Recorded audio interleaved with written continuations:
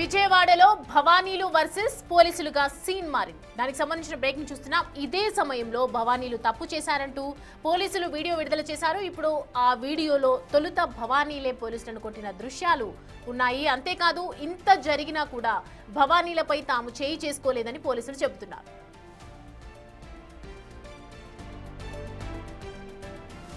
తొలుత కామయ్య తోపు నుంచి దుర్గగుడికి ఆటోలో బయలుదేరారు భవానీలు. బెంజ్ సర్కిల్ వద్ద వెళ్తున్న ఆటోను కానిస్టేబుల్ నిలిపాడు. ఆటోలో చిన్నపిల్లలతో పాటు 10 మందికి పైగా భవానీలు ఉండటంతో ఇంకో ఆటో మాట్లాడుకుని వెళ్లాలంటూ సూచించాడు. ఇదే సమయంలో ఆటోలోని భవానీలు కోపంతో ఊగిపోయారు. ఆటో నుంచి కిందకు దిగి కానిస్టేబుల్ బండిని కింద పడేసి హెల్మెట్ ను నేలకేసి కొట్టి ట్రాఫిక్ కానిస్టేబుల్ పై చేయి చేసుకున్నారు.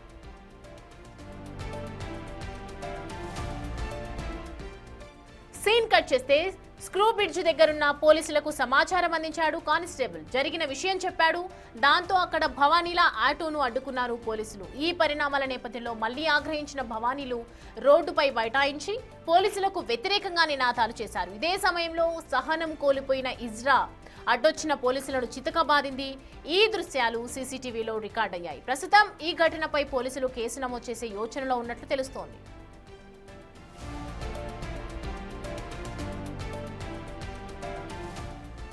తొలుత భవానీలు పోలీసులను కొట్టారంటున్న సిఐ పవన్ కుమార్ తో మా ప్రతినిధి నరసింహ ఫేస్ టు ఫేస్. ఆరోపణల నేపథ్యంలో ట్విస్ట్ నెలకొంది.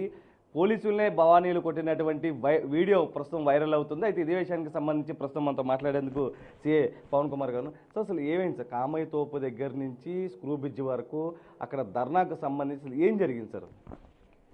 కానూరు విలేజ్ దగ్గర మా యొక్క ఎయిర్ కానిస్టేబుల్ వస్తుండగా ఒక ఆటోలో కొంతమంది భవానీలు అలాగే కొంతమంది పిల్లలు కూడా ఆటోలో ఉండటం జరిగింది.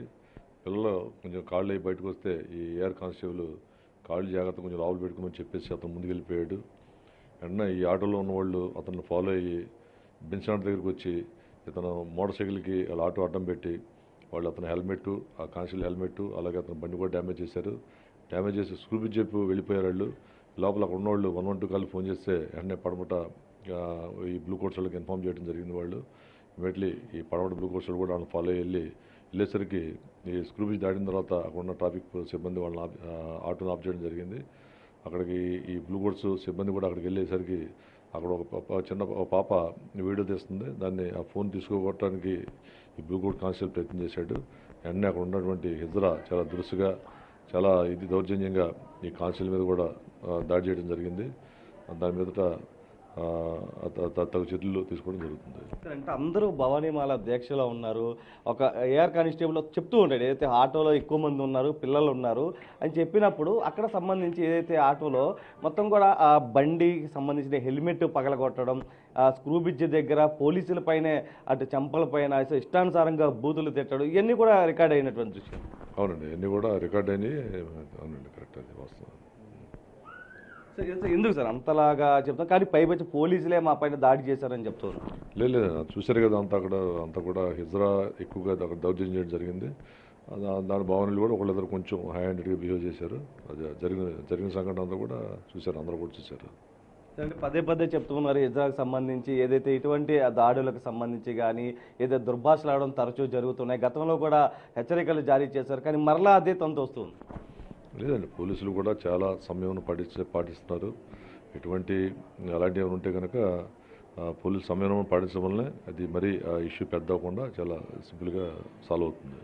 వీడియోలు కూడా తీయలేనటువంటి దాంతో కూడా మొత్తం ఇది అసభ్యకరంగా పోలీసుల్ని దుర్భాషలాడుతూ పోలీసులపైనే చేయి చేసుకున్నటువంటి పరిస్థితి. దాంతో పక్కన ఉన్నటువంటి భవానీలు కూడా కొంత సమయం కోల్పోయారు. పోలీసులపైనే దాడికి దిగినటువంటి పరిస్థితి. వాళ్ళకి వ్యతిరేకంగా అక్కడ రోడ్డు పైన ధర్నా చేసినట్టు ప్రతిదీ కూడా వీడియోలో రికార్డ్ అయినటువంటి అంశం. ప్రస్తుతం ఏదైతే ఈ వ్యవహారానికి సంబంధించి కూడా ప్రస్తుతం వీడియో అయితే వైరల్ అవుతుంది. అయితే పోలీసులు కూడా దీనిపైన కేసు అయితే దర్యాప్తు చేస్తున్నారు. దీనిపైన యాక్షన్ తీసుకునే అవకాశం అయితే కనబడుతుంది. వీడి కోసం సురేంద్రతో నరసింహ, బిగ్ టీవీ, విజయవాడ.